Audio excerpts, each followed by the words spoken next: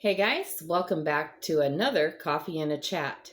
So today I'm going to share, it's not really a memory, and you'll understand in a minute. And that's because God answers prayers. But I'm going to share with you a story about something that happened to me when I was like 18 months, 2 years old, somewhere in there. It would have happened in probably the late 50s, early 60s, like maybe 59 or 60. I'm not sure which year exactly it was. And my mom's no longer with us to tell me, or I'm sure she would, because this story is something she never, ever forgot. So we had just bought a new house and moved into this new house. And in this house, the heating system was one of those old floor grate furnaces. And most people have no clue what that is anymore because, well, I think they're outlawed because they were very, very dangerous. So what it was is it usually would be like in the hallway by the bedrooms. And that's where ours was. Ours was just outside the bathroom door and in the hall with the bedrooms on each side. And what it was we had hardwood floors back then. It's what everybody had. And in that hardwood floor was a big metal grate that, pretty much went almost the full width of the hall and was just a little bit longer than it was wide. I don't know what the dimensions would be. I remember that grate, but I was a little kid, so it seemed humongous to me. But they're pretty good size, okay? Probably 2 foot by 3 foot, something like that. And then underneath that grate was a big open space, and that's where the furnace was under the house. And so the furnace would kick on, and then it would blow hot air up through that grate into the house, and then it would circulate through the house, and that's how the home was heated. Well, we just bought the home, and my parents didn't know everything about everything with the home, as often happens. And what they didn't know was this furnace was malfunctioning. So I don't know what if my little brother was, well, no, he would have been maybe just born. He would have been an infant, and my older brother would have been almost maybe in kindergarten. He would have been in kindergarten or first grade. And so my mom, I know she was home with us. I don't know if it was like on a weekend and my dad was there too, or if he was at school teaching. I'm not sure. But we were in the house and we were doing whatever it was we were doing. And so I'm, this little, basically a toddler, well, a little more than a toddler maybe. I was walking real good, but I went walking around the corner to go down this hall. And when I did, what we didn't know is that this heater was getting so hot, it was catching on fire. And that grate, that metal grate, was glowing red, and it was set in a hardwood floor. So the full floor was charring and getting ready to ignite. And so when I came around the corner and I stepped on that grate, it hurt. And I fell forward onto the grate on all fours and started screaming. My mother then came running to see why I was screaming, and I was literally being cooked to that grate. So she had to peel me off of it. I know it's gross, but that's what it was.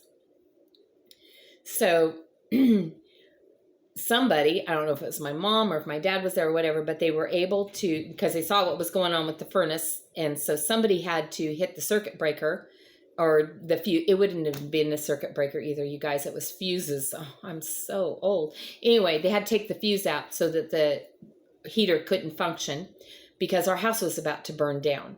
But there was no time to stay and see if it was going to go ahead and burn or not. They had to bundle me up and get me to the hospital. Very different world back then, not like today. So when we got to the hospital, I guess I had very serious burns. The palms of both hands were fried. From my knees all the way down across the top of my feet were fried, and the foot that I initially stepped on it with, it was fried on the bottom of it as well. And so they took me to the hospital. didn't have emergency rooms back there, at least not in our little town. And then the hospital called for our family doctor, our little, country general practitioner doctor, Dr. Shane. And he came to the hospital and then to treat me. And they, I don't know, he put some kind of ointment on me, my mom said. And first they cleaned the burns, which had me screaming even more. Then they put an ointment on, and then he very meticulously wrapped all my burns, including each individual finger and each individual toe. And then they sent me home and gave my mom a bunch more bandages and medicine and whatnot, and then instructions that she would need to change my dressings and rebandage me a few times a day. She would have to individually wrap each finger and each toe because otherwise they would grow together. I don't even know how my mom got through this, because she ended up having to be the one to do all, nowadays they put you in a burns, center.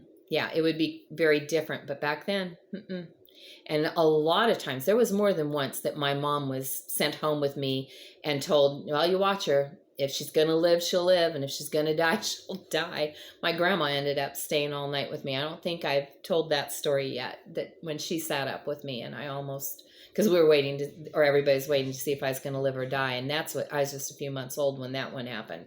But that's another story. So on these burns, they went home. And of course I couldn't walk or anything. And there wasn't really much of anything to give me for pain. And so my mom felt very, when she would tell the story, she felt very scared, very helpless, very hopeless, and very concerned about how this would play out in my life. So she said that she prayed a few things. One thing, she prayed that I would never have a memory of that, because she thought that would terrorize me forever. And she didn't want me traumatized by it. So she prayed that God would wipe out all memory of the whole thing. And then the other thing is, my mom used to, what are they called? Ketoids, when you grow really bad scar tissue where it like sits up like a rope on top of the skin. I mean, my mom's, her scars were horrible and she had lots and lots of surgeries.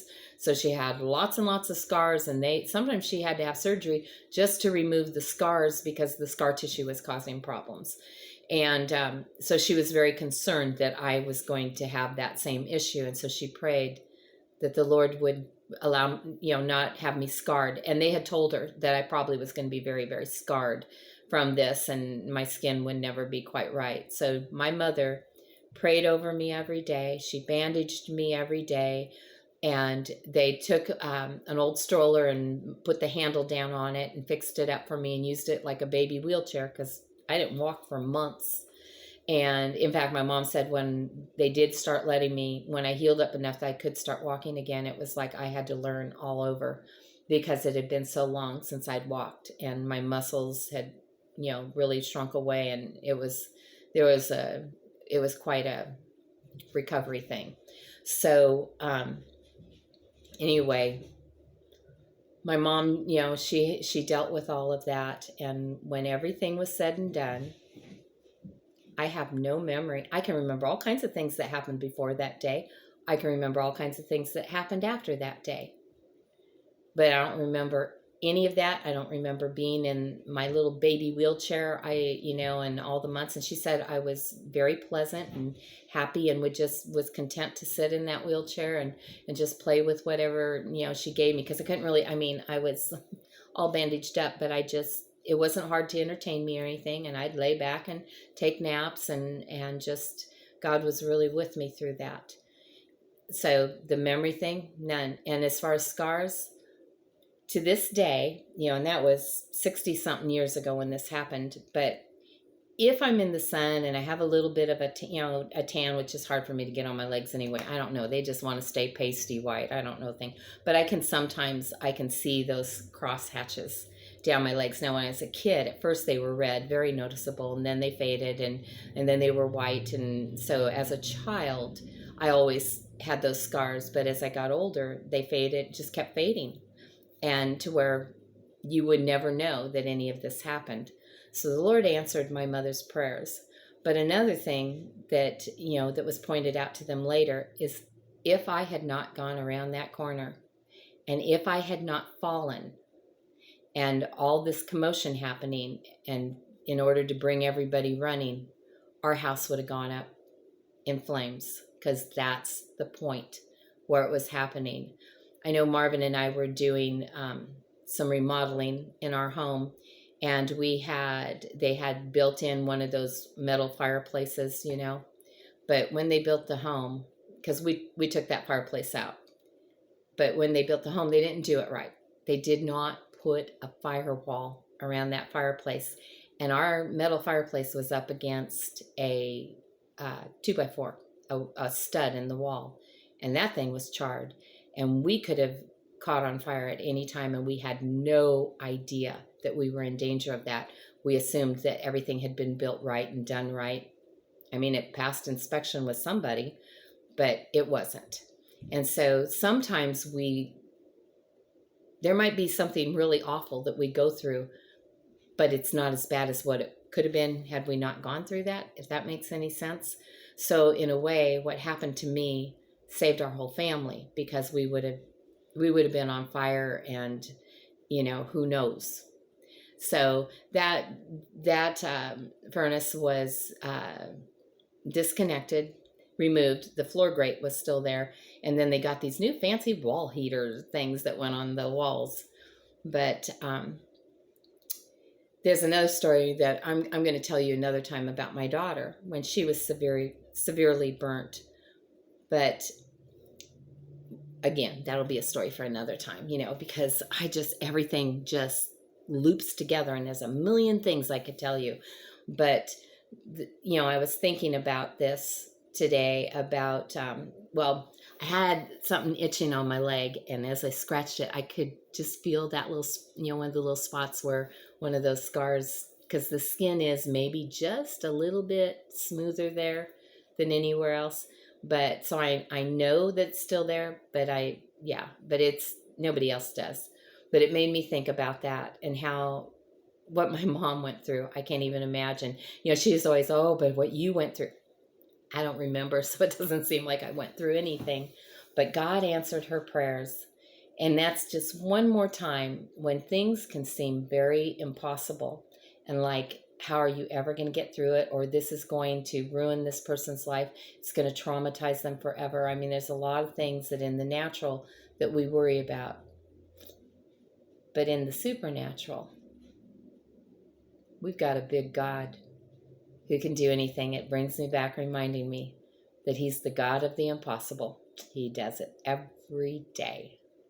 So I'm thankful today. I'm thankful for what God did in that. I'm thankful he saved my family. I'm thankful I have no memory. And I'm thankful I don't have really big noticeable scars to call attention to it for the whole world. Although scars sometimes are good, because every time I can see them, it reminds me what God did. That's the good of the scars. Okay, hope you guys have a great day, and go out there and do something nice for somebody today. Spread a little love. And I'll talk to you later.